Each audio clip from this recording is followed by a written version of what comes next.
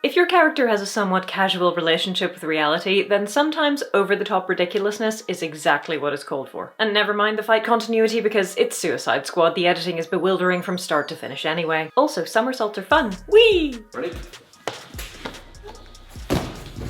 I'm Jill Bearup, I'm a stage combatant, which means I pretend to fight people for theatrical purposes, and this is one villainous scene. Harley's fight scene in the elevator is awesome, and also kind of not good, but I lay most of the blame for that on the editing. And personally, I forgive this scene all of its flaws and the fact that it doesn't really make a lick of sense because it's just such a perfect character moment and tells us so much about Harley, both in terms of her personality and in terms of her fighting style, which is to say, a mix of the ruthlessly practical and the needlessly theatrical. Harley has several other fight scenes in Suicide Squad and many excellent ones in Birds of Prey, but I liked this scene so much that I grabbed a fight choreographer friend and gave that elevator flip a go.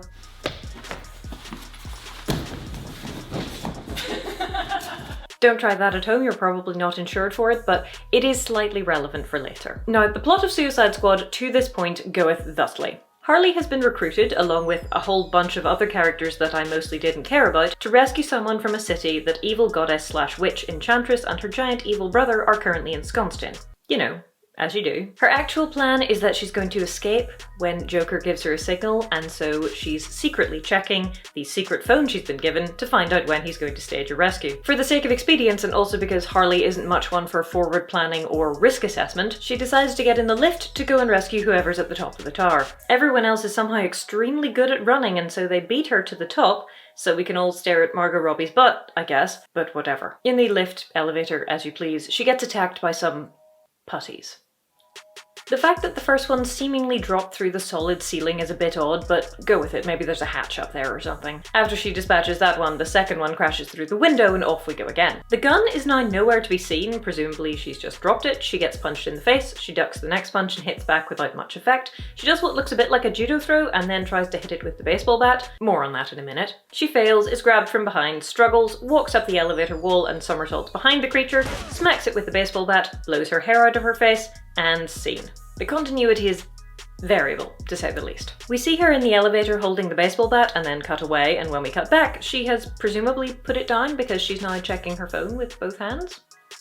When the second baddie crashes through the window, we see her fall back, but we don't see where the gun goes. When she throws the baddie, the angle looks a bit weird, but whatever, we'll go with it. She grabs the bat. The Foley thinks she hit, but the monster doesn't react at all, and then its arms are around her. And then its arms are nowhere to be seen as she does her wall walk and somersault. Of course, the reason that the monster's arms are nowhere to be seen is because this is a partner-assisted back somersault, making it much more doable dozens of times in a day without wires than a regular somersault. We can see this from the production still, which is taken from the side, where you can see the stunt monster's hands supporting Margot Robbie as she walks up the wall, so she can effectively turn herself over his shoulder. She said in an interview that they just shot that scene for 10 hours the previous day, and today she couldn't move her neck.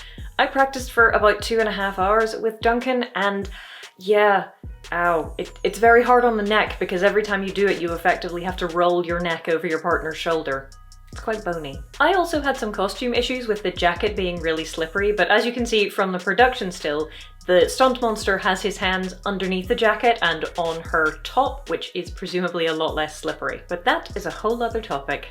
It's interesting to me that it's shown in 3 different shots, the walk up the wall, the walk across the ceiling, and the landing. And presumably that's so they can get the best possible take for each section. But given that it was a real thing that she really did, I feel like even cutting that down to just 2 shots would have showcased it better. Frequent cutting in a fight scene or a stunt just makes it look less impressive than it could have been, I think. But even with all of the continuity issues, and the stupid shoes, and the fact that she was wearing underpants basically, which were so small that they couldn't fit a regular harness underneath there, they had to build a custom harness for her, I still really love this scene in a tell us about yourself, Dr. Quinzel kind of way. Basically because it mixes the disparate fragments of her personality so well. Harley's #1 priority in Suicide Squad is Mr. J, who frankly, I could take her leave, but sure, whatever. Her fight with the first baddie is brief. She punches it in the used to be a face, not much happens, she shoots it in the head. But one of the things we reinforce with this little sequence and what comes afterwards is that she doesn't have what you might call a typical fear response. We've seen this already in earlier scenes with Harley, which get a little... Come on, man, you're 6'4", she's a tiny little girl. interesting, but there are very few times in the film when she actually seems afraid, and the only one I can really think of that stands out is when the Joker drives them both into the water.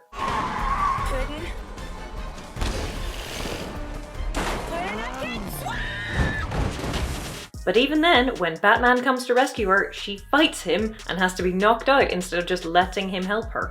And so in this scene, she shoots the Eldritch Abomination in the head and fixes her hair. And when we get to the second part of the fight, the second part of her style comes through more clearly. The first part is efficient. The second part requires more creativity. It hits her, it tries to hit her again and she ducks, because she's fast. She punches back, which moves it, and she uses that to get to the corner, presumably where her bat is, in order to throw it. And throws require technique, so we know that she's skilled as well as fast. But it's up by the time she gets the bat, so she swings and misses? I honestly don't know what's meant to happen here because there is a sound effect, but there's no reaction.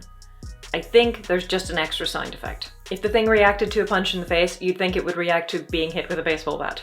Especially as being hit with a baseball bat is what kills it mere moments later. Never mind, swing and a miss, and she turns with the swing so it grabs her from behind. And here's my favourite part, the part that is so in character and yet makes absolutely no sense at all. The monster has her by the waist, she has a bat but her arms are pinned so she can't use it, and then her arms are suddenly free as she walks up the wall and turns over. Now, practically speaking, we know why her arms are free, but continuity-wise, The thing is though, I kind of don't care, because it's Harley Quinn, and while she probably doesn't make the list of my top 50 fictional characters, you have an incredible amount of leeway in the things that you can do with her because she's mad as a box of frogs. No practically minded superheroine would wear 12cm spike heels into combat. No, they just get the hideous wedges to disguise the fact that they're in heels, and this is becoming a meme now, so I'm going to stop. Jill, bear up. Like swords, hates wedges.